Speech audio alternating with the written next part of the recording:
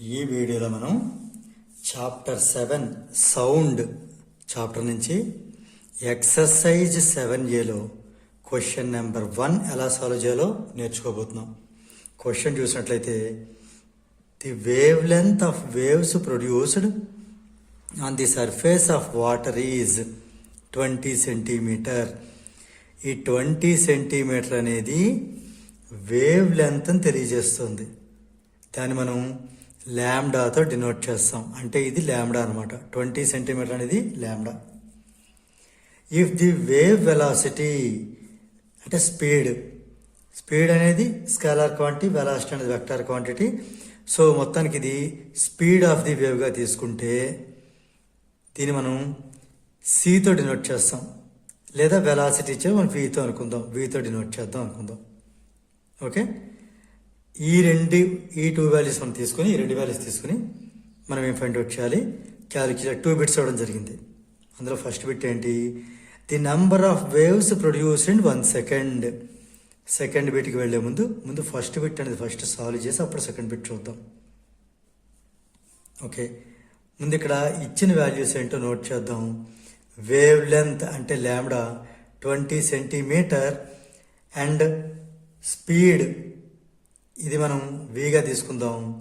ఇది 24 metre per second. అదే SN version రాశారు. ఇది మీటర్లో సెంటీమీటర్లో ఉంది.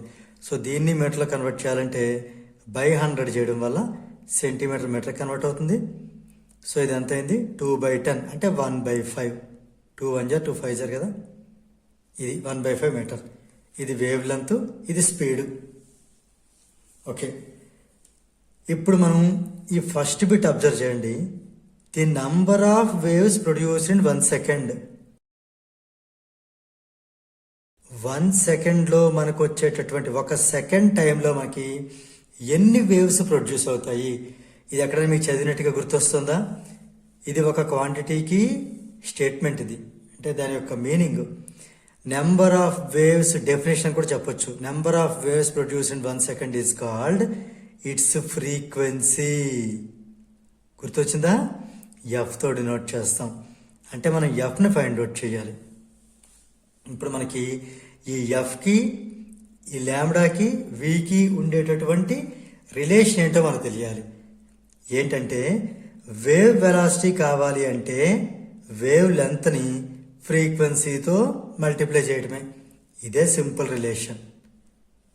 ఓకే, దీన్ని మనం వీ హ్యావ్ అంటే మనకు తెలుసు అని రాద్దాం. ఇది ఇప్పుడు ఇందులో మనం ఎఫ్ను ఫైండ్ అవుట్ చేయాలి. సో మనం ఈ వాల్యూ సబ్స్టిట్యూట్ చేసేద్దాం.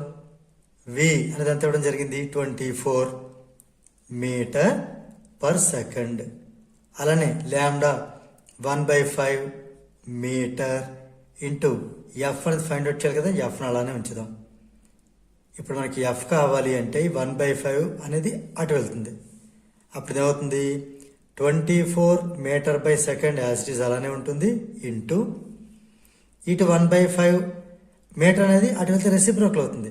అంటే 5/1 ఈ మీటర్ కూడా కిందకు వస్తుంది. మీటర్ క్యాన్సిల్ అయితే మనకి ఇప్పుడు ఎంత వచ్చింది? 524 120 బై సెకండ్ అంటే S⁻⁻1. అర్థమైందా? దేర్ ఫోర్ ఫ్రీక్వెన్సీ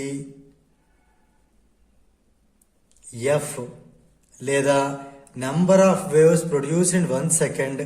1 సెకండ్లో ఎన్ని వేవ్స్ వస్తాయి అంటే 120 వేవ్స్ పర్ 1 సెకండ్.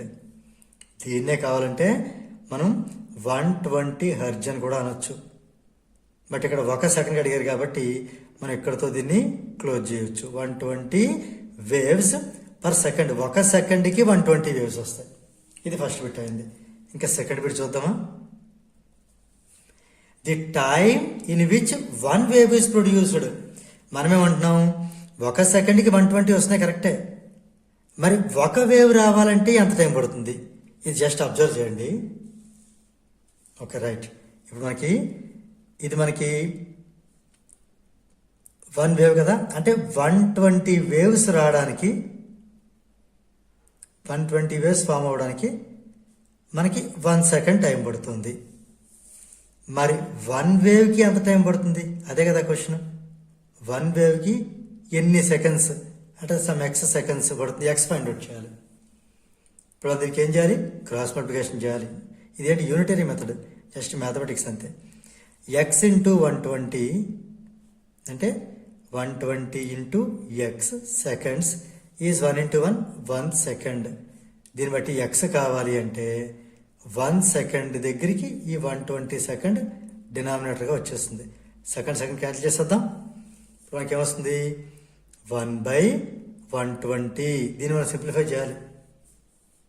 ఇది సింప్లిఫై చేయాలంటే ఏం చేద్దాం అంటే 1 అనేది 120 కన్నా చిన్న నెంబర్ కదా, అందుకని ముందు ఒక 10తో మల్టిప్లై చేసి 10తో డివైడ్ చేద్దాం. 10 అనేది కూడా ఈ 120 కన్నా చిన్న నెంబరే, ఇంకో 10తో మల్టిప్లై చేద్దాం. అంటే 100 కూడా చిన్నదే, ఇంకో 10తో మల్టిప్లై చేద్దాం. అంటే ఇది ఏమైంది మొత్తం మీద? ఇక్కడ నేను కంటిన్యూ చేస్తున్నాను.